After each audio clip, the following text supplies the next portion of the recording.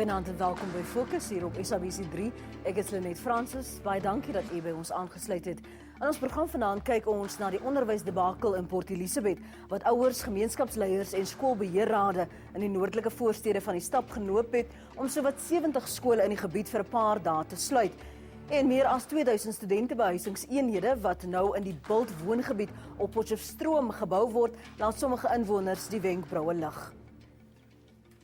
Die Weskaapse Onderwysdepartement was die afgelope 2 weke in warm water. Dit nadat gemeenskapsleiers, ouers en skoolbeheerrade in die noordelike voorstede van Port Elizabeth meer as 70 skole vir 'n paar dae gesluit het.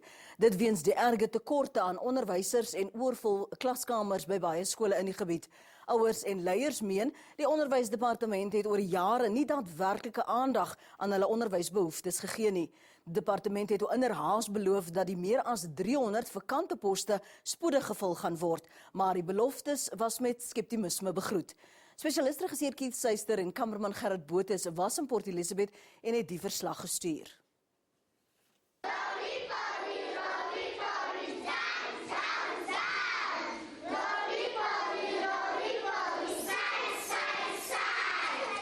So klink die stemmetjies van meer as 200 kinders in die graad R-klas by een van die oorvol laerskole in die noordelike voorstede van Port Elizabeth. Oorvol klaskamers en 'n erge tekort aan onderwysers het veroorsaak dat ouers en skoolbeheerrade verlede week voet neergesit het en meer as 70 skole in die gebied vir 'n paar dae gesluit het. Dis die Alfonso Aris Primêre Skool in Chetty uitbreiding 11 hier in Port Elizabeth. By die skool is daar meer as 2000 leerders. Die skool is gebou vir net 800. Hier is 'n groot tekort aan onderwysers en klaskamers. Die onderwysdepartement beloof jaar na jaar dat daar iets aan die probleem gedoen gaan word, maar tot vandag toe is absoluut niks gedoen nie. Faith Plaatjie is die voorsitter van die skoolbeheerraad van die Alfonso Aris Laerskool. Sy sê die departement van onderwys is vol leebeloftes. To me as a parent as well as a SGB person, the school situation day by day, it gives me worries and I don't felt happy. My message to the department, they are in different positions, but they knew who's the person who's responsible for this.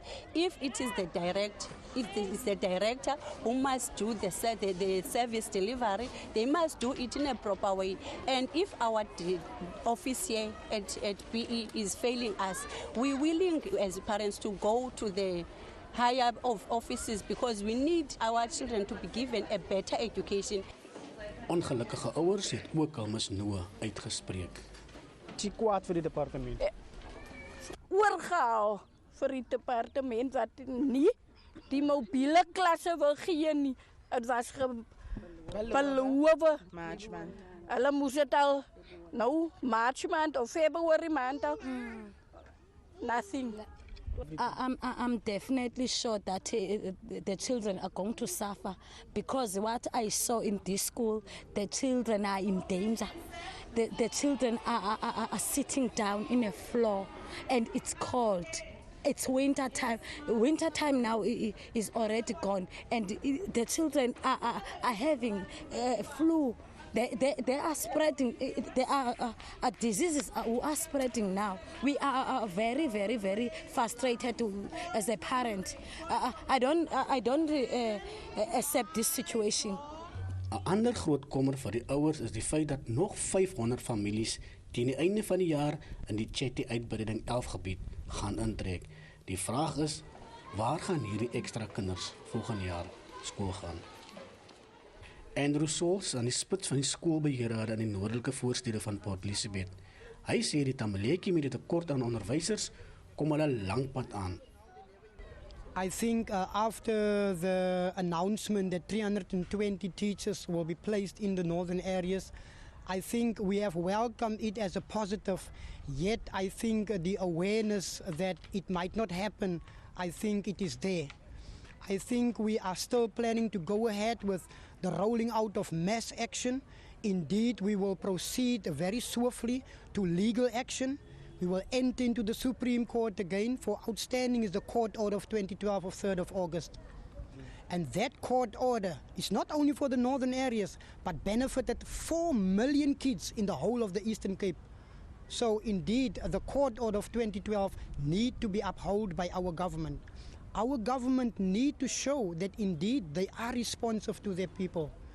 Ander gemeenskapsleiers lê die probleem op die voorstoep van die Oos-Kaapse Onderwysdepartement. De leerstellings kunnen ons verwag, maar is 'n hartseer geval waar kinders wat ons wil gebruik om hierdie gemeenskap, agtergeblewe gemeenskap op te bou, kry dan nou nie die geleentheid om dit wel te kan doen nie, as gevolg van onderwysers wat nie voor die klaskamer staan en dis hulle eie toe doen nie, nog die onderwyser, nog die leerling se toe doen. Kyk, ons gaan nie nog rondom situasies gaan in verskonings probeer uitdink nie. Ek sal sê is doeteenvoudige swak beplanning van die departement se kant af, want elke jaar weet ons kom Januarie, dan gaan die skool oopgaan en kinders sal moet voor die leerlinge sal moet 'n onderwyser hê. Die DA in die provinsie het ook sy kommer oor die tekort aan onderwysers uitgespreek en 'n beroep op die Oos-Kaapse regering gedoen om dan werklik op te tree. Jy het nou voorstellinge gemaak in die onderwysdepartement hoe die probleem opgelos kan word. Wat was daai voorstelle? Die voorstelle wat ek gemaak het. Ek sê MEC, konsulteer met jou skoolhoofdes en sê vir die skoolhoof watter onderwysers jy bereid is om vir hulle te gee. Die reaksie natuurlik van meeste van die skoolhoof was dat daai onderwysers nie inpas nie en hulle het die verkeerde taal. Ons het baie van ons onderwysers uit ons breinskole herontplooi na jou Engelssprekende skole. Daardie onderwysers by daardie skole onderrig nie noodwendig Afrikaans nie. Daar is honderde van hulle in daardie skole. U weet waar hulle is. Kan u dan nie vir hulle vra om vrywilliglik te oorweeg om na hierdie skole waar die probleem is onderrig in Afrikaans, die vakke in Afrikaans, nie Afrikaans as onderrig nie, maar die onderrig van vakke in Afrikaans. Hoe sien u die vooruitsigte vir 2015 vir die onderwysdepartement in die Oos-Kaap? Want soos u sê, vir my lyk dit of wat daar nog minder plek vir onderwysers gaan wees in die toekoms. Die beplanning oor 3 jaar is dat daar 'n vermindering van onderwysers gaan wees in die Oos-Kaap. Ons het vir 2014 was om en my 55.000 onderwysers verklaar om in poste te wees. En in 2015 lyk die vooruitsigte nie baie goed nie. Dat daardie 55.000 onderwysers nie behou gaan bly nie, soos wat die departement vooruit beplan nie. En die vooruitbeplanning dui daarop dat daar 'n vermindering van onderwysers in die stelsel gaan wees in die Oos-Kaap. Dit kan nog groter probleme veroorsaak. Net hierna die Oos-Kaapse Onderwysdepartement verduidelik hoe hulle beplan om die skole debakel op te los. Bly ingeskakel.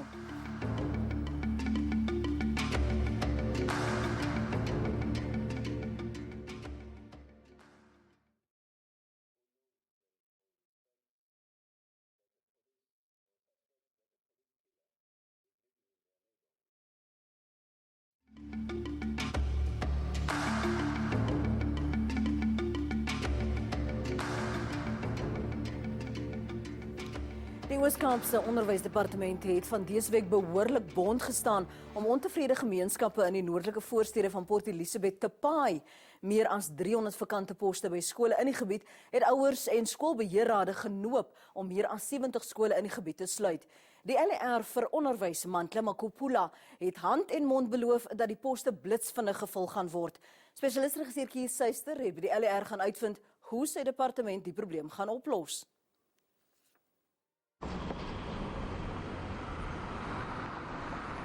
MEC, you have promised principals and communities here in Port Elizabeth that you're going to have more than 300 teachers available soon. Do you have the money to get those teachers into classrooms? And I can safely say that there is money to employ. Now, in particular in the Port Elizabeth area, the shortage was quantified at 382 overall educators, a combination of 322 post-level 1 educators, 100 HODs, and 50 deputy principals. But we found out that ultimately there are 45 instead of 50, there's 92 instead of 100, and based on the fact that we were able to quantify the need out there, and that we had secured some money, we were able then to give go-ahead for approval for districts to employ. You see, the main concern or the need is for Afrikaans-speaking teachers for schools here in Port Elizabeth. Are you addressing that, and are you going to get enough teachers, Afrikaans-speaking teachers, to fill the posts here? Now, the department has got 3 facilities that it is working on to bring forward teachers. The first one is a collective agreement of February 2014 that we signed with unions, where we are moving teachers that are additional according to operational requirements. And I'm glad to indicate that up to now we've been able to move 2,500, more than 2,500. It has never happened in the Eastern Cape over the last 20 years. Secondly, we've converted teachers from being on a temporary basis to permanent basis, 1,164 of them. And then the other that's one. The next other facilities that we're using to provide teachers, the National Department is assisting all provinces by recruiting and appointing children to go to school to be trained as teachers. It's called Funza Lusaka Bashari scheme. And in the province, we also have our own scheme working with universities called Bachelor of Education, the BEd program. But I must hasten to accept that the demand of us evolving a teacher and the pace at which the schools are demanding Afrikaans as a medium of instruction and Sesotho as a medium of instruction is also a matter that in our planning we should be taking into account. MEC, you've got about 55,000 teachers right across the province. What is your predictions for the next 2 or 3 years? Are you going to have to increase the volume of teachers or the amount of teachers, or is it going to decrease? Every September, an MEC for Education must declare the post basket for the following year. This must be preceded by consultation with teacher unions and SGB associations. But as I'm looking at things, more or less, our numbers are indicating that we more or less on the decline in terms of numbers in the Eastern Cape. However, this will be proven by the tools that we're using. Officially, we're using the Education Management Information System, EMIS. We've connected now with the South African Schools Administration Management System, SABC. We also utilizing in 2013, we asked Stats SA to verify for us. So we've got quite a number of tools to verify exactly what will be the numbers. At the moment, I don't have the exact figure, but we've agreed that with unions and everybody, let's use SASMs because it's directly linked to what is taking place at schools. Come January 2015, can you guarantee that there'll be teachers in classrooms and you will not sit with this problem that you're sitting with right now in the future again? Well, you know that hope is virtue, it's not science. How I wish all the best that by January every class has got a teacher. But I can safely say that I am committed. I've pledged to these communities that I want to work towards that. And it's such that your environment is so highly regulated. There's nothing you can do alone as a department. You must work with teacher unions, you must work with SGB associations, you must work with the different government departments. And this is where I'm committed and pledging to drive towards that.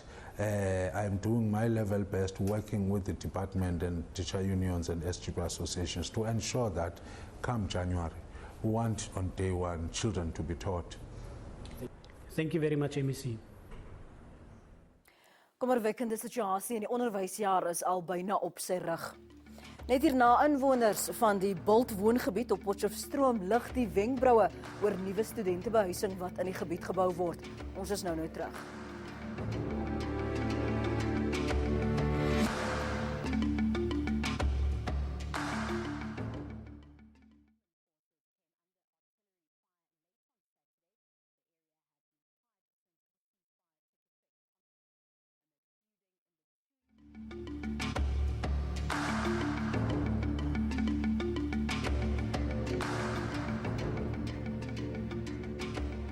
Welkom terug by Fokus. Suid-Afrikaanse universiteite beleef groot uitdagings wat betref voldoende behuising vir studente. Universiteite soos Stellenbosch in die Wes-Kaap en die Universiteit van Pretoria het in die onlangse verlede 'n tekort aan studentebehuising ervaar. Beleggers sien wel hierdie geleenthede as 'n goudmyn, maar 'n reuse toename in die bou van studentewoonstelle versadig die mark moontlik te vinnig. Leerlingregisseur Marisa Bruitenbach en kameraman Gerrit Botes besoek 'n paar van hierdie konstruksieprojekte in Potchefstroom. Bouwerk blyk kommer en ongerief veroorsaak in plaas van oplossings vir die dorp se inwoners, studente en ouers. Hier is hul verslag. Meer as 2000 nuwe woonstelle skiet op om die Noordwes Universiteit se Potchefstroom kampus. Die oogmerk om studente in 2015 te lok. Bouwerk ontwrig inwoners en studente en die vraag klink op, is al die nuwe blyplek werklik nodig? Dr. Bertus Leroux, raadslid van die wijk langs die konstruksiegebied, het onlangs so op YouTube sy mening gelig. It is now 20 to 6, 2nd of July. This is now typically how it looks in Thabo Mbeki Drive. 3 vehicles parked wrong side of the road. No traffic arrangements. You can see the bricks on the sidewalks. This side of the road, more trucks. Water pipes has been damaged. Nowhere for pedestrians to walk. Dit is 'n groot ongerief vir die inwoners. Die karakter van die bult word regtig beskadig, so ons voel sleg daaroor. Maar ek verstaan ook aan die ander kant dat op die ou end as dit klaar is, gaan daar nuwe eenhede wees. Dit is ook so dat 'n groeiende stad moet sy belastingbasis verbreed. Ek dink die probleem lê meer met die manier hoe daar gebou word, al die groot goed wat gelyktydig plaasvind en verskeie wette wat gebreek word in die proses. Van die wette wat oortree word, behels onder meer die ontwrigting van verkeer en minagting van veiligheidsstandaarde. Boumateriaal neem so oor dat daar skaars loopplek op die sypaadjies is. Daar bestaan kommer oor veral Potchefstroom se bekende akkerlaan. Die erfeniswetgewing wat hierdie pragtige ou akkerbome veronderstel is om te beskerm, hulle meng sement teen van die bome, so daar's verskeie wetgewing wat definitief nie nagekom word nie. Meeste van die bouwerk vind plaas in wijk 22. Die wijk het tot so wat 2 weke gelede nie 'n raadslid gehad om 'n oogie oor gebeure te hou nie. Santi Brits is onlangs tot nuwe wijksraadlid verkies. Sy wil orde skep. My eerste plan is heel eers om 'n wijkskomitee te kry wat verteenwoordigend is van die hele situasie op die bult. Ek wil graag die besigheidseienaars betrokke kry, want dis waar die studente kuier. So ek dink ons wijkkomitee is vir my baie belangrik. Die tweede ding wat regtig na in my hart lê is om met die erfeniskomitee weer hande te vat oor ons eikebome, want met al die ontwikkelings gaan ons nou nie vir mekaar kan jok nie, hulle het regtig seer gekry. Brits meen wel dat die ontwikkeling nie 'n slegte ding is nie. Maar ek dink nie ons moet paniekerig raak oor als nou op een hoop land nie. Ons moet dit baie goed bestuur en ons moet nou toekomstige ontwikkeling geweldig ernstig oorweeg en dit met tyd infaseer. Die universiteit het ook sy kommer uitgespreek oor die nuwe eenhede wat gebou word. Ons het getalle wat wys dat daar 2252 eenhede in die mark gaan kom binne die volgende jaar. Dit terwyl ons weet dat 8% van die eenhede reeds leeg staan van Februarie af van hierdie jaar. So ons probeer met die ontwikkelaars en met die ouens rondom in die dorp werk in die gemeenskap om juist vir hulle te wys dat die universiteit gaan nie so eksponensieel groei soos wat hulle dalk mag dink nie. Volgens die universiteit is 'n wanbegrip van studentengetalle die oorsaak van die oorbodige bouwerk. Die fout wat baie mense maak is, hulle kyk na ons bottom line of die groot getal hoeveelheid studente wat ons op kampus het. Hierdie jaar is daar 47.001 studente, maar ons moet in ag neem dat 20.000 van daai studente is ons op-kampus studente en 27.000 is af-kampus studente wat nooit eers in die Potchefstroom kom nie. Die kampus bou tans self nuwe blyplek vir studente. As die kampus binnekort altesaam 4.800 studente huisvesting bied, beteken dit dat 15.200 studente behuising elders in die dorp benodig. Ek dink daar's 'n tekort aan bekostigbare verblyf. Maar ek dink verseker nie dat daar 'n tekort aan verblyf is in die Potchefstroom en rondom die universiteit nie.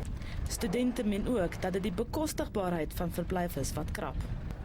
Ongelukkig is almal nie ryk genoeg om R4.500 te kan bekostig wat baie woonstelle in Potch vereis nie.